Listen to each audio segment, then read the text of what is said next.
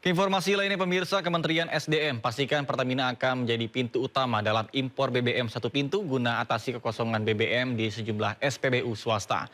Terkait dengan hal tersebut, Kepala Staf Presidenan Muhammad Kodari tegaskan akan kaji kebijakan tersebut.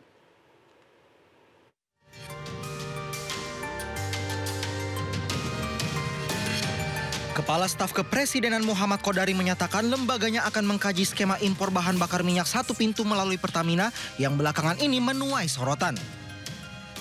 Kodari pun menilai setiap kebijakan lahir dari niat baik, namun isu impor BBM menyangkut masalah sosial yang kompleks dan melibatkan banyak kepentingan.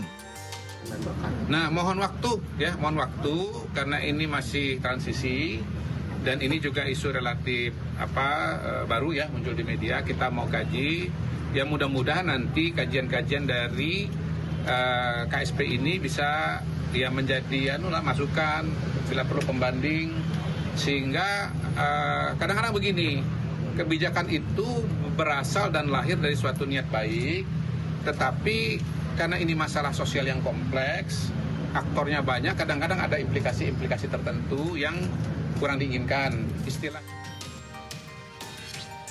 Sementara itu, Komisi Pengawas Persaingan Usaha KPPU dalam rilisnya menyebut kebijakan pemerintah bisa hilangkan pilihan konsumen dan bisa memperkuat dominasi Pertamina.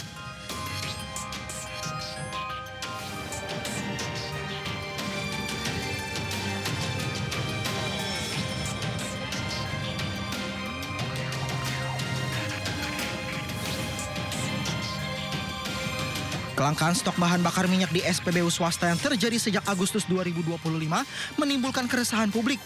Kementerian Energi dan Sumber Daya Mineral menyebut SPBU swasta tidak mendapat kuota impor tambahan. Guna mengatasi masalah itu, Kementerian ESDM mengungkap Pertamina akan menjadi pintu utama dalam penerapan impor BBM alias impor satu pintu. Tim Liputan iNews melaporkan.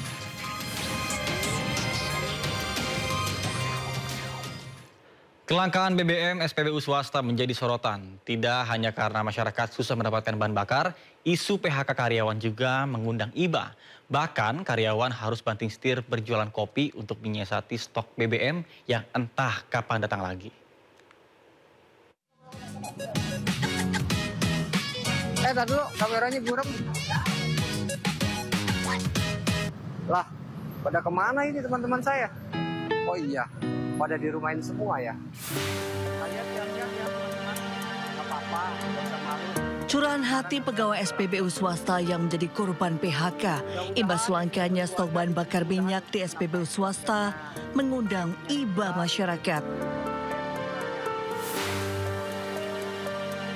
Di video lain, nampak warga mengantri di SPBU. Namun bukan untuk mengisi bahan bakar, melainkan membeli aneka kopi dan makanan yang dijajakan pegawai SPBU.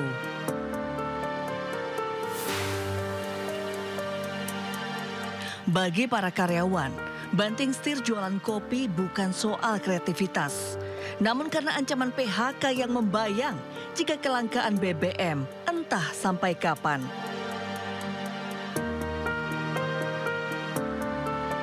Kelangkaan stok bahan bakar minyak di SPBU swasta terjadi sejak akhir Agustus 2025 dan masih terjadi hingga kini, seakan tak ada solusi. Kelangkaan bahan bakar minyak non-subsidi di banyak SPBU swasta menuai sorotan publik dan juga influencer di media sosial.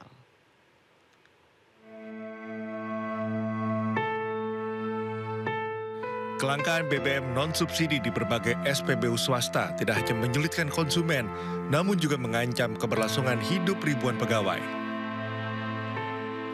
Situasi memilukan ini menjadi viral di media sosial, bahkan menjadi perhatian dari para influencer yang kesulitan saat ingin mengisi bahan bakar non-subsidi di salah satu SPBU swasta di Jabodetabek.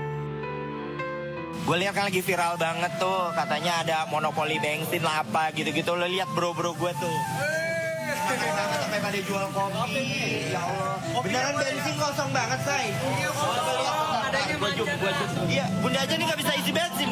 Gue sampai gak bisa isi bensin, guys. Di sini gue jadi hahaha doang nih. Beli kopi mau? Kopi gue mana? Nah, sebentar lagi. Masih diedit. Masih di render kopinya. Render, masih dibikin. Mudah-mudahan cepat kembali ke awal lagi. udah nggak ada, udah kosong semuanya, super V-Power kosong ya. Jadi kita kesini cuma numpang ke toilet tadi sama numpang sholat. Dan mungkin nanti kita akan beli di sel-selek untuk support lah ya, supaya teman-teman di sini tetap bisa melanjutkan gitu ya pekerjaannya. Kok ini stok BBM pada habis semua ya? Ada apa nih? Gue juga baru ngeh 2 hari yang lalu ada DM infonya kalau Shell itu bensinnya kosong di mana-mana. Dan akhirnya kemarin gue coba cek, bener aja. Gue coba ke Shell Ciawi kosong, Shell Yasmin lewat kosong juga, tapi di Shell Pajajaran ada nih. Dan dikonfirmasi juga oleh beberapa teman-teman yang lain di Instagram maupun di Expom swasta memang lagi pada kosong. Banyaknya SPBU swasta, kesulitan stok BBM tentunya membuat operasional terhenti dan ancaman pemutusan hubungan kerja bagi ribuan karyawan yang menggantungkan hidupnya sebagai pegawai SPBU swasta. Tim Liputan iNews melaporkan. Sulitnya cari kerja tidak hanya menghantui mereka yang menganggur, tapi juga bagi mereka yang sudah bekerja. Meskipun bosan dan tidak bahagia, para pekerja memilih memeluk erat pekerjaan.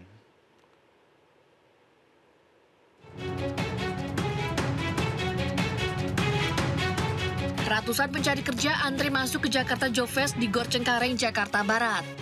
Pencari kerja dari Jabodetabek ini berburu ribuan lowongan kerja dari 47 perusahaan, mulai dari sektor retail, manufaktur, perbankan, hingga teknologi keuangan. Selain harus berkompetisi dari sisi nilai ijazah dan pengalaman kerja, tak sedikit pencari kerja harus terbentur syarat usia maksimal 40 tahun.